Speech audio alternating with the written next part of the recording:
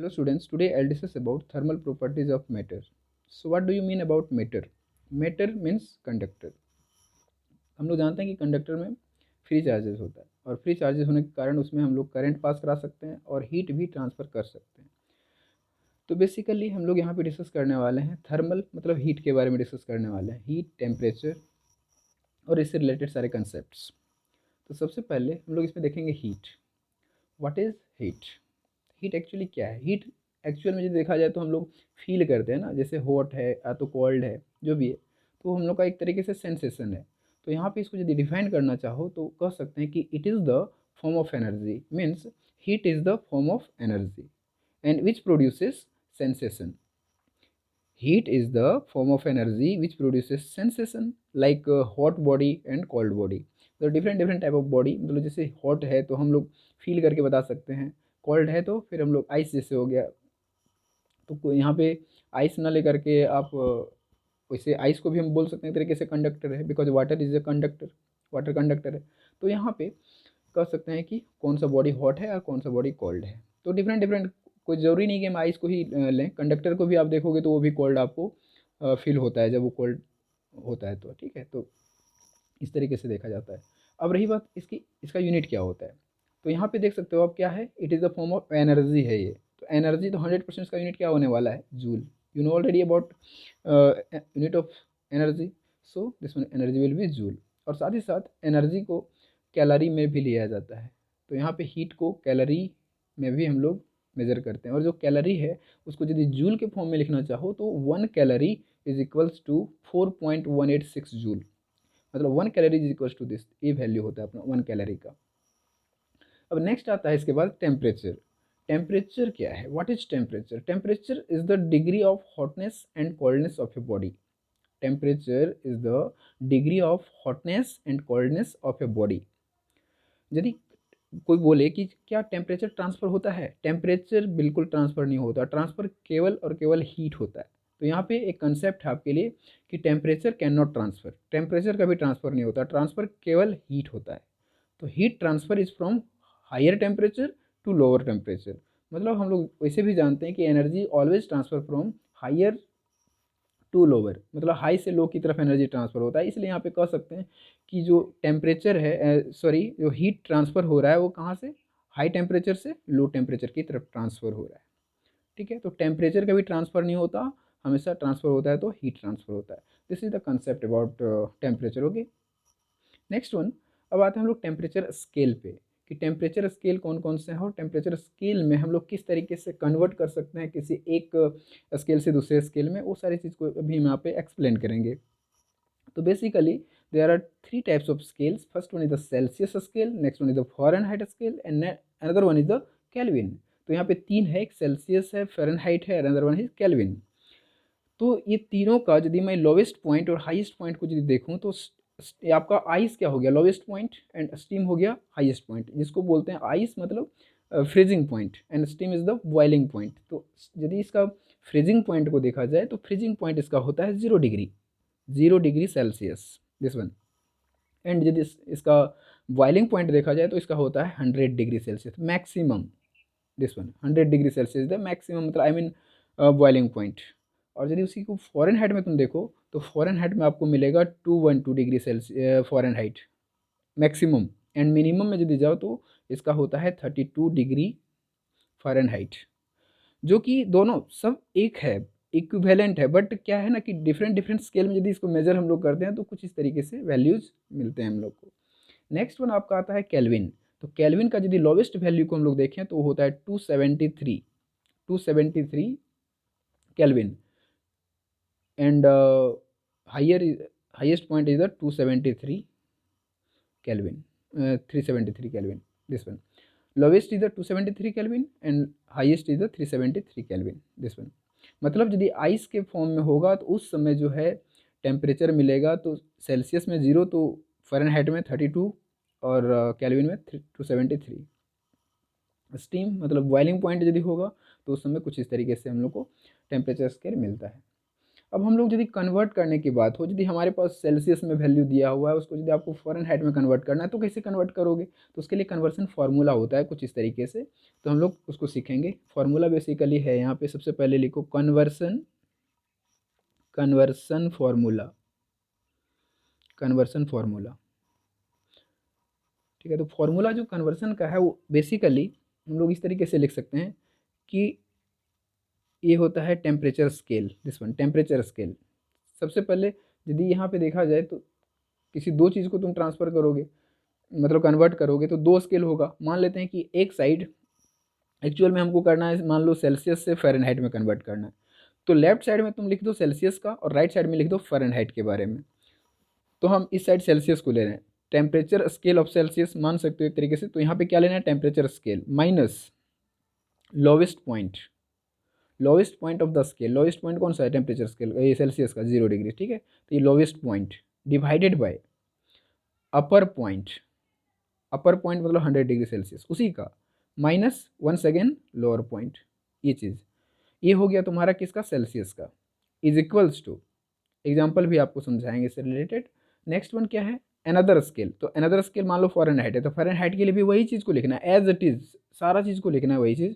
तो यहाँ पे लिख सकते हैं टेम्परेचर ऑफ अनदर स्केल, इस तरीके से लिख सकते हो शॉर्ट फॉर्म में, temperature another scale divided minus lower point उसी का, अनदर स्केल का lowest point divided by once again upper point Fahrenheit का माइनस लोवेस्ट पॉइंट। यदि इसका एक एग्जांपल लेना चाहो तो एग्जांपल लेते हैं। ये तो जनरल फार्मूला हम लोग कुछ इस एक तरीका से आपको बता दिए कि एक ट्रिक है कुछ इस तरीके से।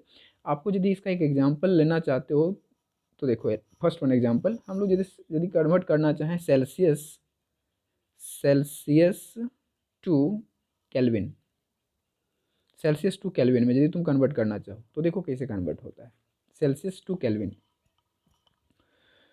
तो सेल्सियस टू केल्विन में जो जो यहाँ पे हम फार्मूला आपको मतलब बताए हैं उसको यहाँ पे लिख दो।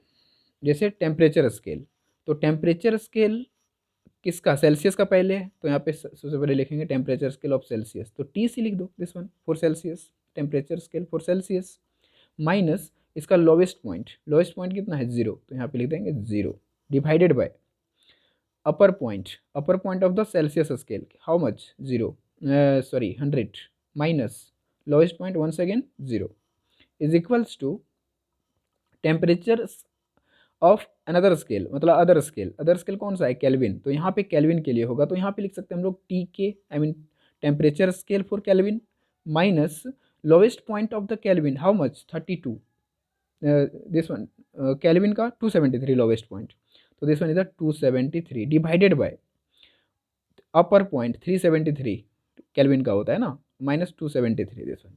ये फॉर्मूला हमारा हो गया। अब चाहो तो इसको कैलकुलेट करो, थोड़ा सा और शॉर्ट कर देते हैं इस फॉर्मूला को, तो ये हो जाएगा आपका T C divided by 100 is equals to T K minus 273 divide by 373 minus 273 how much 100, 100 100 going to cut, now we can write here Tc is equals to Tk minus 273 this one, okay. तो अब यहाँ पे आपको यदि T C calculate करना है तो T का वैल्यू दिया हुआ रहना चाहिए। मान लो वो किस तरीके से होता है कि मान लो आपको कन्वर्ट करने दिया जाए कि हमारे पास एक वैल्यू, एग्जांपल लेके आपको यहाँ पे बताते हैं, ये फार्मूला हो गया हम लोग का जनरल फार्मूला, ठीक है।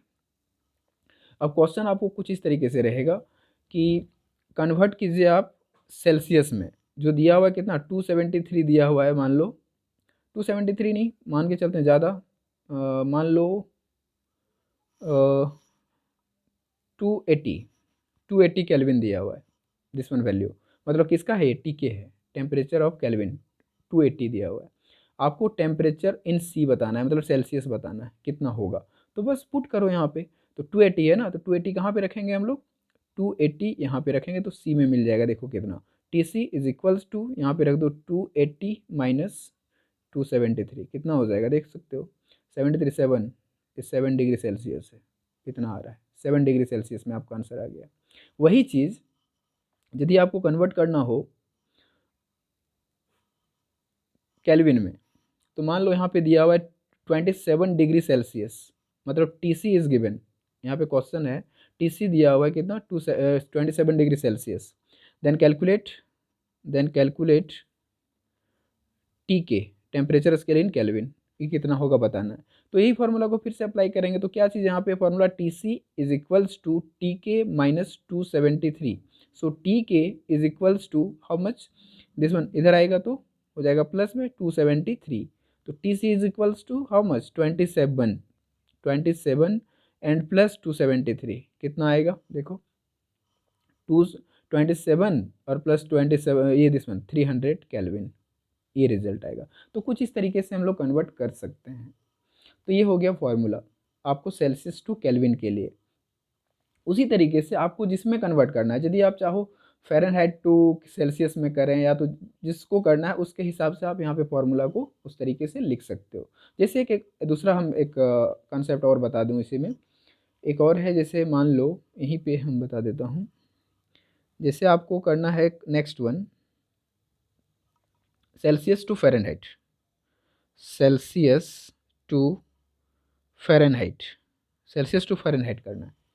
तो इसमें इसका फॉर्मूला क्या होगा, जनरल फार्मूला, तो वही चीज़ जो हम फार्मूला भी बताए। सबसे पहले क्या करना है, यहाँ पे देख सकते हो फार्मूला यहीं पे लिखा हुआ है, टेम्परेचर स्केल कौन है पहले सेल्सियस, तो पहले सेल्सियस लिख दिए, डिवाइड बाय माइनस कितना lower point 0, divide by once again upper point of this one 100 minus lower point वही 0 इज इक्वल टू फ़ारेनहाइट का देख लो, फ़ारेनहाइट का हाईएस्ट सबसे पहले T F Fahrenheit minus lower point कितना है 32, यहाँ 32 लिखेंगे, divide by once again upper point 212 minus lower point 32 this one. अब इसको कैलकुलेट करो तो ये कितना मिल जाएगा, T C divide by 100 is equals to यहाँ पे कितना है टी एफ मतलब temperature in Fahrenheit scale minus 32 divide by 212 minus 32, ये हो जाएगा 180 के बराबर। तो ये फार्मूला एक यहाँ पे आ जाता है, दिस वन फार्मूला जो आपको एनसीईआरटी में ये फार्मूला मिलेगा, T C divide by 100 is equal to T F minus 32 divide by 180। मतलब इससे आप क्या कर सकते हो कि सेल्सियस को फ़ारेनहाइट में कन्वर्ट कर सकते हो। ठीक है, तो यहाँ पे क्या क्या देखो, टी सी दिया हुआ है, टी सी दिया हुआ है तो टी एफ कैलकुलेट कर सकते हो, टी सी यदि कैलकुलेट करना है तो टी एफ दिया रहेगा, यदि टी एफ कैलकुलेट करना है तो टी सी दिया रहेगा। तो ये आपका जनरल फार्मूला हो गया, कुछ इस तरीके से कन्वर्ट कर सकते हो। तो आप बेसिकली इसको माइंड में रख सकते हो, this one is very important conversion formula, temperature scale minus lower point divided by upper point minus lower point is equal to temperature of another scale, I mean temperature of other scale minus lower point divided by upper point minus lower point. तो जो जिसमें convert करना है, एक यदि हमको Celsius to kelvin करना है तो सेल्सियस का एक साइड लिख लो, दूसरे साइड केल्विन का लिख लो और कैलकुलेट कर लो कुछ इस तरीके से। तो this is the important formula, okay. So इसको आपको माइंड में रखना है, ये फार्मूला बहुत इंपॉर्टेंट है आपके लिए। Okay, so this is all about of the temperature scale. So now next point is ideal gas equation and absolute temperature. So now we will discuss about ideal gas equation and absolute temperature. So what is this? You know already about ideal gas equation in chemistry. So now we will discuss here in physics ideal gas equation, and absolute temperature and absolute temperature. ये देखो क्या चीज़ है, ideal gas equation and absolute temperature. Actual में chemistry में आप लोग को पढ़ना है ideal gas equation, but physics में भी इसका कंसेप्ट है काइनेटिक थ्योरी ऑफ गैसेस में, इसलिए हम लोग अभी इसको जान लेते हैं। और क्या चीज़ का टेम्परेचर स्केल किसको बोलते हैं, एब्सोल्यूट टेम्परेचर, उसको भी हम लोग समझेंगे। तो सबसे पहले हम लोग यहाँ पे देखेंगे बॉयल्स लॉ, आई मीन इसमें दो लॉ है, Boyle's law and Charles law, जिसको यूज़ करके हम लोग आइडियल गैस इक्वेशन को फाइंड करते हैं। और गैलिलियो लॉ भी है, जिसको केमिस्ट्री में बेसिकली आप ज़्यादा ध्यान दोगे, बट यहाँ बेसिकली दो लॉ को देखना है हम लोग को, बॉयल्स एंड चार्ल्स लॉ। तो यदि मैं पहले लॉ की बात करूँ यहाँ पे फर्स्ट लॉ, तो इसमें क्या है, इसमें कंडीशन डाला हुआ है कि इफ़ टेम्परेचर मान लो कंडीशन इस तरीके से रहेगा कि हमारे पास एक कंटेनर है, कुछ इस तरीके से कंटेनर है जिसमें कुछ गैसेस हैं, आइडियल गैस है इसमें डाला हुआ, और उसमें क्या कंडीशन डाल रहे हैं कि टेम्परेचर को यदि कांस्टेंट रखा जाए, यदि हम इसको हीट दे रहे हैं तो उसका टेम्परेचर जो है उसको कांस्टेंट होना चाहिए। तो इफ़ टेम्परेचर इज़ कांस्टेंट और गैस का जो इसमें गैस है, गैस भी कांस्टेंट होना चाहिए, उसको बोलते हैं नंबर ऑफ मोल्स। तो यदि हम एन को भी कांस्टेंट रखें और टेम्परेचर मीन्स टी कांस्टेंट रखें, तो ऐसे सिचुएशन में ऐसे सिचुएशन में जो आपका यहाँ पे रिलेशन बॉयल्स लॉ बताया है, उसका रिलेशन है कि V is inversely proportional to the pressure. यदि ऐसा होता है, यदि टेम्परेचर कांस्टेंट रहेगा, यदि मैं यहाँ पे एक पिस्टन लगा दूँ, पिस्टन, मूवेबल पिस्टन, कुछ इस तरीके का मूवेबल पिस्टन जो फ्रिक्शनलेस होता है, ठीक है। यदि हम यहाँ पे टेम्परेचर को बढ़ाएंगे या घटाएंगे, तो वैसे सिचुएशन में पिस्टन जो है सो आ तो ऊपर जाएगा, आ तो नीचे आएगा। वो डिपेंड करता है कि किस तरीके से यहाँ पे हम टेम्परेचर के साथ, मतलब टेम्परेचर के साथ कर रहे हैं, जो भी है। तो टेम्परेचर को तो एक्चुअली हम कांस्टेंट रख लिए हैं, टेम्परेचर यहाँ पे कांस्टेंट है, तो टेम्परेचर कांस्टेंट है तो हम किसको चेंज कर सकते हैं यहाँ पे, या तो वॉल्यूम को चेंज कर सकते हैं या फिर प्रेशर को चेंज कर सकते हैं। तो एक्चुअल में क्या होगा कि यदि मैं प्रेशर को चेंज करता हूँ तो वॉल्यूम चेंज करता है, और यदि वॉल्यूम को चेंज करता हूँ तो प्रेशर चेंज होता है यहाँ पे, इन दिस सिचुएशन। तो एक जो रिलेशन दिया हुआ है, एक्चुअल में दिया हुआ है तुम्हारा बॉयल्स लॉ। बॉयल्स साइंटिस्ट का नाम आपका है बॉयल्स लॉ, इसको बोला जाता है Boyle's law. Boyle's law tells us if temperature constant then volume is inversely proportional to the pressure. तो यदि प्रेशर कम होगा तो वॉल्यूम ज़्यादा होगा, यदि वॉल्यूम कम होगा तो प्रेशर ज़्यादा होगा, ये चीज़ को बताया है यहाँ पे। तो यहाँ से यदि हम इस प्रोपोर्शनलिटी को यदि मैं हटा दूँ तो आपको रिजल्ट मिलेगा V is equals to constant into 1/P, this one. Okay, so we can write here cross multiplication PV is equals to constant, this one, PV is equals to constant, ठीक है। और यहाँ यदि इसका graph को तुम plot करना चाहो तो ग्राफ इसका किस तरीके से बनेगा, यदि मैं एक साइड वॉल्यूम को ले लूँ और एक साइड प्रेशर को ले लूँ, तो देख सकते हो कि ये इन्वर्सली प्रोपोर्शनल को रिप्रेजेंट कर रहा है, और इन्वर्सली प्रोपोर्शनल का जो ग्राफ होता है हम लोग का, वो कुछ इस तरीके का होता है, ये देखो इस तरीके से, ठीक है। मतलब यदि तुम प्रेशर को कम करते हो तो वॉल्यूम उधर एक्सपांड करेगा, और यदि वॉल्यूम को कम करते हो तो प्रेशर इस तरीके से इधर कहीं एक्सपेंड करेगा, है ना। तो ये हमारा ग्राफ है कुछ इस तरीके से बॉयल्स लॉ का। आप केमिस्ट्री में भी इसको रीड करोगे। तो ये हो गया, हम लोग इसको इक्वेशन नंबर 1 मान लेते हैं अभी, Boyle's law. And second one जो है वो चार्ल्स लॉ है, और चार्ल्स लॉ क्या बोलता है उसको समझते हैं हम लोग। चार्ल्स लॉ बोलता है कि यदि हम प्रेशर को कांस्टेंट कर दें तो वैसे सिचुएशन में क्या होगा, मतलब टेम्परेचर बढ़ेगा, हम यहाँ पे हीट दे रहे हैं इसको, इधर से हीट इसको हम सप्लाई कर रहे हैं, तो 100% का टेम्परेचर बढ़ेगा। बट यहाँ पे कंडीशन क्या है कि हम प्रेशर को कांस्टेंट कर रहे हैं, टेम्परेचर को यहाँ पे आप कांस्टेंट नहीं कर रहा है वो। यदि प्रेशर को कांस्टेंट करता है और ये गैस को भी कांस्टेंट रखता है, जो इसके अंदर गैस है उसका भी कोई लॉस्ट नहीं होना चाहिए, उसका भी लॉस नहीं होना चाहिए। तो ऐसे सिचुएशन में यदि प्रेशर भी कांस्टेंट है तो क्या होगा, तो यहाँ पे कंडीशन डालेगा कि इफ प्रेशर प्रेशर मीन जिसको P से रिप्रेजेंट करते हैं, इज कांस्टेंट या तो विल कांस्टेंट, देन जो है सो इसका कंडीशन है कि वॉल्यूम जो है वो डायरेक्टली प्रोपोर्शनल हो जाता है टेम्परेचर। यदि प्रेशर को कांस्टेंट कर दिया जाए तो ऐसे सिचुएशन में आपका क्या होगा कि यदि तुम टेम्परेचर को चेंज करते हो तो वॉल्यूम भी चेंज होगा, और यदि वॉल्यूम को चेंज करते हो तो टेम्परेचर भी चेंज होगा, मतलब डायरेक्टली प्रोपोर्शनल है, जितना ये इसमें चेंज उतना इसमें भी चेंजेस होगा, ये चीज़ को बता रहा है, ठीक है। तो यहाँ से हम क्या कर सकते हैं, इस प्रोपोर्शनलिटी को हटाते हैं तो फिर से हमको क्या मिलेगा, एक कांस्टेंट मिलेगा, और कांस्टेंट इनटू टेम्परेचर। और यदि यहाँ पे हम इसको इस तरीके से लिखना चाहो तो टी नीचे आ जाएगा, तो ये हो जाएगा V/T is equals to constant, ये चीज़ रिलेशन मिलता है, और ये रिलेशन को बोलते हैं Charles law. Charles law, this one, वो बॉयल्स लॉ था, ये चार्ल्स लॉ है, ठीक है। अब इसका हम लोग देखते हैं ग्राफ, एक्चुअल में ग्राफ किस तरीके से इसका काम करता है, किस तरीके से ग्राफ होता है इसका। तो इसका ग्राफ को यदि देखा जाए तो कुछ इस तरीके से बनता है, देखो ये ले लेते हैं हम लोग कुछ इस तरीके से, एक साइड टेम्परेचर को रिप्रेजेंट कर देते हैं और एक साइड वॉल्यूम को। और देखो अब जब डायरेक्टली प्रोपोर्शनल तो 100% यहाँ पे लीनियर ग्राफ बनने वाला है, यहाँ पे जो ग्राफ बनेगा वो कैसा बनेगा, लीनियर बनेगा। तो लीनियर बनेगा तो हम लोग ऑटोमेटिकली हम चाहें तो कुछ इस तरीके से स्ट्रेट लाइन बना सकते हैं इसे। अब क्यों बना रहे हैं उसको हम समझा रहे हैं अभी आपको, ये थोड़ा सा आपको ग्राफ अच्छा लगेगा देखने में, इसलिए कुछ इस तरीके से समझाने की कोशिश कर रहे हैं हम आपको।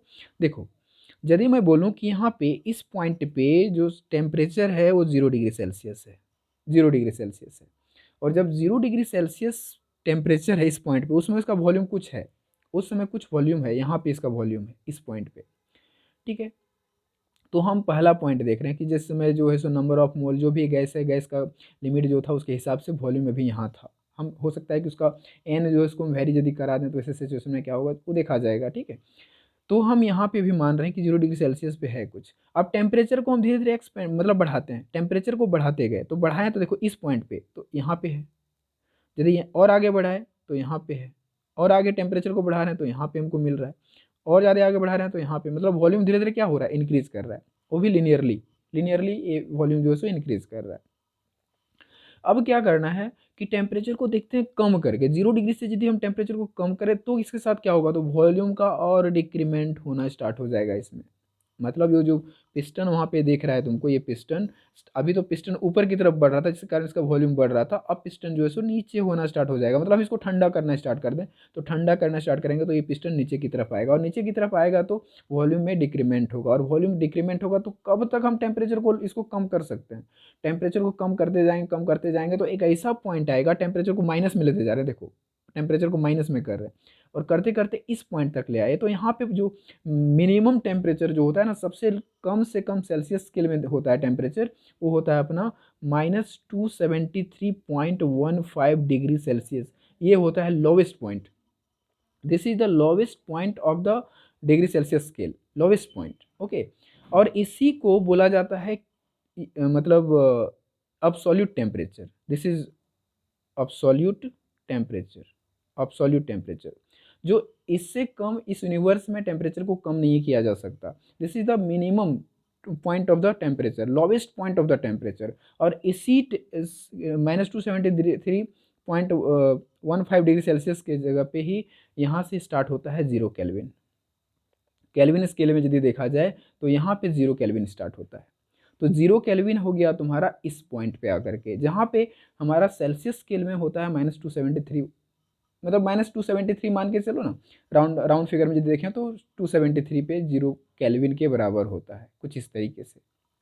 तो ये है हमारा अब्सोल्यूट टेम्परेचर, मतलब ये पॉइंट, तो कुछ इस तरीके से ग्राफ बनता है। तो यहाँ पे क्या है ना कि पहला गैस वाला, पहला जब एन गैस था, मतलब N mole of the gas था, तो यहाँ पे देखें यदि गैस को थोड़ा सा हम बढ़ा दें, उसका भी वेरिएशन, उसका भी ग्राफ देखें तो कुछ इस तरीके से उसका मिलेगा ग्राफ, मतलब दूसरे कंटेनर के लिए यदि देखें तो उस तरीके से मिलेगा, और उसका भी ग्राफ यहीं पे आकर के मीट करेगा, मतलब ये लोवेस्ट पॉइंट पे ही आकर के मीट करता है। तो कुछ इस तरीके से देखा जाए तो अब्सोल्यूट टेम्परेचर कहाँ पे है, this is the absolute temperature is the lowest value of the temperature scale, lowest value of the temperature scale in universe, universe में इससे कम टेम्परेचर को नहीं मेजर किया जा सकता है आज तक। जो मेजर किया गया है सबसे लोवेस्ट पॉइंट यही है, -273.15 डिग्री सेल्सियस, जिसको 0 केल्विन के बराबर माना जाता है, that one is the absolute temperature, okay. ये चीज़ आ गया, ठीक है। तो ये है हमारा starting point of the kelvin scale also, starting point of the kelvin scale also this one. तो यहाँ से केल्विन स्टार्ट होता है 0 से, फिर आगे आगे धीरे धीरे बढ़ते जाएगा तो 1 2 जो भी है, और कन्वर्सन तो ऑलरेडी जान रहे हो आप, ठीक है। अब हम लोग दोनों इक्वेशन को यदि कंबाइन कर दें, यदि पहला इक्वेशन इसको माने और ये दूसरा इक्वेशन है, तो दोनों इक्वेशन को यदि यहाँ पे कंबाइन कर दिया जाए तो क्या रिजल्ट मिलेगा, तो देखते हैं। Combining equation 1 and 2, combining equation 1 and 2, दोनों इक्वेशन को कंबाइन करते हैं, तो दोनों इक्वेशन हमारा कौन कौन सा है, पहला इक्वेशन है ये वाला inversely proportional, v is inversely proportional to the 1/p, ये पहला इक्वेशन है, और दूसरा इक्वेशन कौन सा है, v is directly proportional to t। तो दोनों में कॉमन क्या है, v कॉमन है, तो जी दोनों को हम कंबाइन करके लिखें तो दैट इज करके यहाँ पे लिख सकते हैं v is directly proportional to the t/p, कुछ इस तरीके से, जी दोनों को हम कंबाइन करें तो। और यदि इस प्रोपोर्शनलिटी को हटाते हैं तो आपको लिख सकते हो यहाँ पे एक कांस्टेंट आएगा, और वो कांस्टेंट आएगा तो क्या लिख सकते हैं t/p, कांस्टेंट इंटू t/p। तो ये कितना मिलेगा, क्रॉस मल्टीप्लिकेशन करो तो ये मिलेगा p भी डिवाइडेड बाई t नीचे आएगा इज इक्वल्स टू कॉन्स्टेंट, मतलब p भी divide by t is equals to constant, कुछ ये रिलेशन हम लोग को यहाँ पे मिल रहा है, ठीक है। तो कंडीशन यहाँ पे है, कुछ एक रिलेशन आया, यदि यहाँ पे हम बोलूँ कि if volume is constant, if here, यहाँ पे यदि मैं बोलूँ कि वॉल्यूम को यदि मैं कांस्टेंट कर दूँ तो क्या रिलेशन आएगा, if here v is equals to constant, यदि वॉल्यूम को कांस्टेंट कर दिया जाए तो ये भी टर्म पूरा कांस्टेंट, कांस्टेंट बाय कांस्टेंट मतलब कांस्टेंट ही आ जाएगा। तो ऐसे सिचुएशन में हम लिख सकते हैं इसको p/t is equals to constant, यदि वॉल्यूम को कॉन्स्टेंट कर दिया जाए तो यहाँ पे लिख सकते हैं p/t is equals to constant, और यदि ऐसा है तो इसको बोल सकते हैं p is directly proportional to t, this one, pressure is directly proportional to the temperature, ये रिलेशन मिल जाता है। और शायद ये गैलोसिक लॉ होता है अपना। तो कुछ इस तरीके से यहाँ से हमको एक रिलेशन मिल रहा है, तो यहाँ से ग्राफ से तुम प्लॉट करोगे तो ग्राफ तुमको फिर उसी टाइप से मिलेगा। कैसे, देखो यदि मैं यहाँ पे ग्राफ फिर से रिप्रेजेंट मतलब प्लॉट करना चाहूँ तो ये ग्राफ जो बनेगा यहाँ पे, वो ग्राफ देखो किस तरीके से बनता है, यहाँ पे दोनों के बीच में ग्राफ दोनों फिर से डायरेक्टली प्रोपोर्शनल मिल रहा है, मतलब टेम्परेचर इधर है और इधर क्या है अपना, इधर है मेरा प्रेशर। तो ऐसे में जो ग्राफ फिर से मिलेगा ना यहाँ पे, तो ग्राफ फिर वैसे ही मिलेगा एज इट इज, इसी टाइप से मिलेगा आपको ग्राफ। और ये ग्राफ यदि यहाँ पे 0 डिग्री सेल्सियस बोला जाए तो इस तरीके से टेम्परेचर आगे बढ़ता चला जाएगा, तो आपको पॉइंट जो है सो कुछ इस तरीके से मिलता चला जाएगा, इस तरीके से पॉइंट आपको मिलता चला जाएगा। ठीक है, तो वही चीज़ है यहाँ पे -273.15 डिग्री सेल्सियस मिलेगा इस जगह पे, और ये 0 केल्विन के बराबर होता है, जो कि लोवेस्ट पॉइंट जिसको बोलते हैं, जिसको अब्सोल्यूट टेम्परेचर हम लोग बोलते हैं। ठीक है, तो ये पॉइंट मिला। तो प्रेशर और टेम्परेचर के बीच में भी देखें तो हमको कुछ इस तरीके का ही ग्राफ मिलता है। अब हम लोग बात करते हैं यदि यहाँ पे ए रिलेशन, ठीक है यहाँ तो समझ में आया, ये वाला इक्वेशन को थोड़ा और आगे बढ़ाते हैं हम लोग, P/T is equals to constant को थोड़ा आगे बढ़ाते हैं, तो हम लोग को आइडियल गैस इक्वेशन मिल जाएगा यहाँ पे। तो आइडियल गैस इक्वेशन के लिए थोड़ा सा यहाँ पे हम लोग कुछ इस तरीके से सोचना पड़ेगा कि यदि मैं बोलूँ यहाँ पे कि नंबर ऑफ मोल जो है, तो ऐसे बोलो कि n is fixed, n is the number of mole, और हियर n इज फिक्स्ड। तो ऐसे लिखो कि if here n is fixed, n मतलब नंबर ऑफ मोल को फिक्स कर दिया जाए, तो वैसे सिचुएशन में हम लिख सकते हैं Pv/T is equals to constant, मतलब n अभी फिक्स है। और वही चीज़ यदि बोलूँ कि n जो है so if n is equals to 1 mole, यदि 1 मोल के बराबर इसको रखा जाए, तो वैसे सिचुएशन में आपको जो रिलेशन आता है, ये एक्सपेरिमेंटल है, ये मिलता है आपको Pv/T is equals to R के बराबर। अब ये R क्या है यहाँ पे आ गया, वही कांस्टेंट, मतलब यही कांस्टेंट है बट एक स्टैंडर्ड फॉर्म में आ गया। इस कांस्टेंट को बोला जाता है यूनिवर्सल गैस कांस्टेंट। इसी को यूनिवर्सल गैस कांस्टेंट बोला जाता है जब मतलब आपका जो गैस है वो 1 मोल के बराबर हो, तब ये यूनिवर्सल गैस कांस्टेंट बोला जाता है R। ठीक है, जिसका वैल्यू होता है 8.31 जूल पर मोल पर केल्विन के बराबर। मतलब इसका वैल्यू होता है 8.31 जूल पर मोल पर केल्विन के बराबर इसका वैल्यू होता है।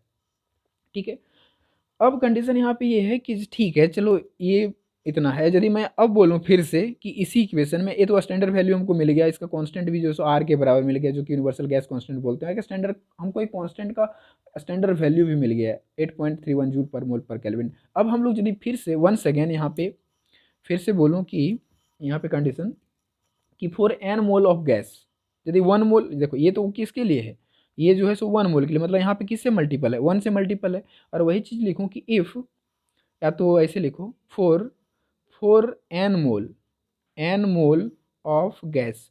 देखो एनसीईआरटी में म्यू करके लिखा रहता है म्यू, लेकिन आप n हम यहाँ पे आपको बता रहे हैं, आप चाहो तो म्यू से भी लिख सकते हो। ठीक है, तो n मोल ऑफ गैस के लिए आपका जो इक्वेशन होगा वो क्या हो जाएगा, फिर से ये हो जाएगा Pv/T इज इक्वल्स टू 1 की जगह क्या आप सब्स्टिट्यूट होगा, n होगा, तो ये हो जाएगा nr। अब इसको क्रॉस मल्टीप्लिकेशन यदि हम करें तो मिलेगा Pv is equals to nRT। This equation is the final equation of ideal gas. इसी को बोला जाता है ideal gas equation, this is the ideal gas equation. ठीक है, तो ये आइडियल गैस इक्वेशन है। तो कुछ इस तरीके से हम लोग आइडियल गैस इक्वेशन को समझते हैं। तो ये आइडियल गैस इक्वेशन हो गया। फिर टेम्परेचर स्केल का ग्राफ आप देख लिए, किसको अब्सोल्यूट टेम्परेचर बोलते हैं, उस चीज़ को आप समझ गए। बॉयल्स लॉ क्या है, चार्ल्स लॉ क्या है, बॉयल्स लॉ क्या कहना चाह रहा है, चार्ल्स लॉ क्या कहना चाह रहा है, ये सारा चीज़ को आप लोग यहाँ पे समझ गए। तो हम लोग का आज टॉपिक क्या था, थर्मल प्रॉपर्टीज ऑफ मैटर। उसमें हम लोग क्या क्या देखे, हीट देखे, टेम्परेचर देखे, उससे रिलेटेड उसका स्केल देखे, कन्वर्सन देखे, आइडियल गैस इक्वेशन देखे, और एब्सोल्यूट टेम्परेचर को देखे इसमें। ठीक है, so this is all are very important. So